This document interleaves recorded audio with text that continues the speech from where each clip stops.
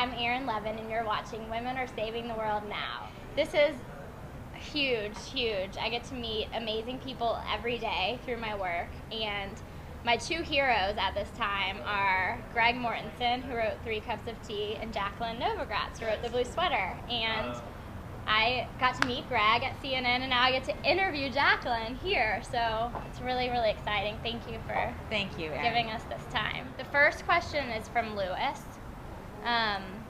And this is kind of how he started his website, based on a quote that the Dalai Lama said at the Vancouver Peace Summit.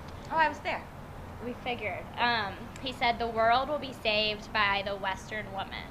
And the way that Lewis and Women Saving the World Now interpret that is that the world will be saved by women, not just Western women. Not just Western women. Right. And so he is we're wondering, what do you think of that women are going to save the world? Women are saving the world now, and through what you've seen, is that happening? Is that going to happen, or is it happening now? I think it's interesting, Erin, what you're saying in terms of it's not just Western women, and I was thinking about what Dalai Lama meant when he said it, because I think that if there is a reason that he used Western, it's that Western women have seen an enormous progression in their own lives, and that we gain a lot and we lose things too, and that's part of what progress is all about. I do think that women are going to play a really important part in saving the world, in part because women understand suffering at a really deep level, and therefore have a real capacity for empathy. So do men.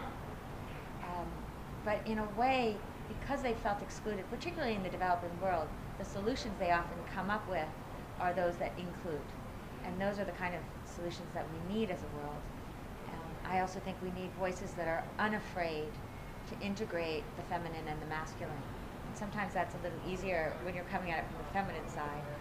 But again, I think that men who embrace the feminine archetypes are equally as powerful.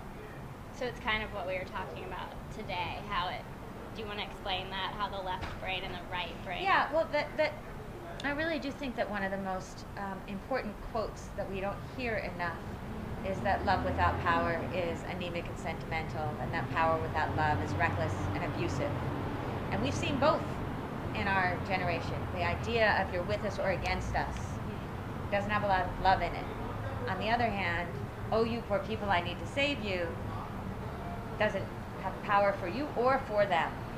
And so we need to change the framework. We need to change the conversation, even away from is it men or is it women, to what are the qualities we need to cultivate in ourselves that then allow both men and women to flourish in ways that bring out our best human selves. And I wrote down, you said that the finance people need to just move a little more with their heart, and then the idealist, philanthropist, NGO people need to move a little with their head, and then we'll all meet in the middle and be able to really make a difference. I think so. And I think that there's a real longing for that we're starting to see around the world.